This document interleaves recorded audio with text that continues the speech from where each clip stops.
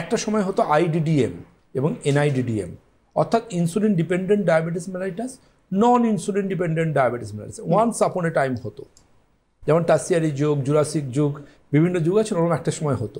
আজ কিন্তু type 1 type 2, type 1 বেশিরভাগ ক্ষেত্রে দেখা যায় বাচ্চাদের ডায়াবেটিসকে টাইপ 1 বলে। এবং এই টাইপ 1 যে শুধু বাচ্চাদের ডায়াবেটিস তা নয়, বড়দের ক্ষেত্রে টাইপ 1 আসে, তার এক্সেপশনও আছে। আবার টাইপ 2 কিন্তু বাচ্চাদের হতে পারে, বড়দের হতে পারে, কিন্তু বেশিরভাগ ক্ষেত্রে এটা বড়দের ক্ষেত্রেই আসে।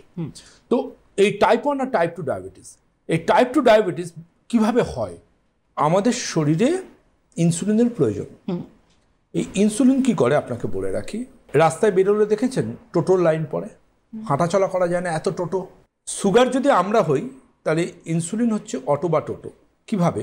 আমাদের প্যানক্রিয়াসের বা অগ্নাশয়ের আইলেটস অফ লাঙ্গারহেন্সের বিটা সেল বলে একটা কোষ থাকে। ওই বিটা সেল থেকে ইনসুলিন ব্লাডে সিক্রিয়েশন হয়।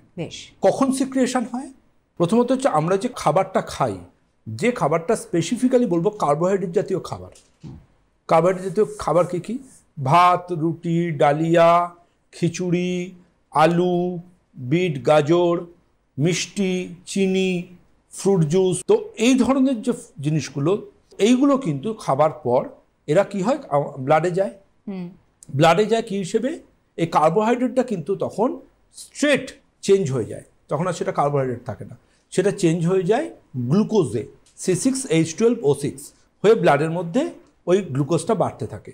এবং যখনই এটা ব্লাডে আসে বা গ্লুকোজটা যখন ব্লাডে বাড়তে থাকে, এই যে বাচ্চাদের ছোট থেকে পিৎজা, বার্গার, এই ধরনের খাবার খাওয়ানো, রোল, অর্থাৎ এই যে কার্বোহাইড্রেটের উপর, এবার নুডলসেরও প্রচুর ভাগ বাটোয়ারা আছে বিভিন্ন নামে, সে যে নামেই হোক না কেন, নুডলস, অনেকে বলে আটা ভালো, ময়দা খারাপ। ময়দা আর আটা দুই ভাই, এপিট আর ওপিট। সুতরাং আটাও যেমন আপনার জন্য ব্লাডে সুগার বাড়াবে, ওটা ময়দাও একই বাড়াবে এবং পেটের পক্ষেও ক্ষতিকারক। অনেকে দেখুন বাচ্চাদের সুন্দর হেলথ ড্রিঙ্কসগুলো খাওয়ান, কি না বাচ্চার হাইট আর ওয়েট বাড়বে। ওই হেলথ ড্রিঙ্কসের মধ্যে কী আছে? 90% আটার গুঁড়ো আছে। তাহলে আপনি আটার গুঁড়োর সাথে একটু চকলেটের গুঁড়ো এবং গুঁড়ো কিছু ভিটামিন মিশিয়ে হেলথ ড্রিঙ্কস ভেবে খাওয়াচ্ছেন আপনার বাচ্চাকে।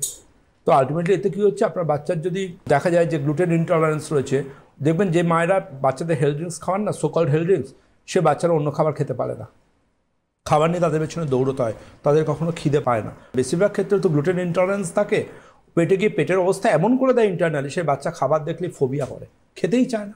কত আসে আমার এদিকে, ডাক্তার বাচ্চা কিছু খেতে চায় না, কোন হেলথ ড্রিঙ্কসটা খাওয়ান? মানে ডাক্তার এটা কোনো ওষুধ লাগবে না, হেলথ ড্রিঙ্কসটা বন্ধ করুন, 1 মাস বাদে আসবেন, তাতে কাজ না হলে তখন ওষুধ দেবো। 1 মাস বাদে ডাক্তার এখন দারুণ খাচ্ছে, কোনো সমস্যা নেই, না পেটের সমস্যা না খাওয়া নিয়ে সমস্যা। যদি আনহেলথি ড্রিঙ্কস হয়ে যায়, এটা ভাবতে হবে। ডাক্তারের মধ্যে পরামর্শ ছাড়া কখনো কোনো কিছু খাওয়ানো বা করানো উচিত নয় বিজ্ঞাপন দেখে।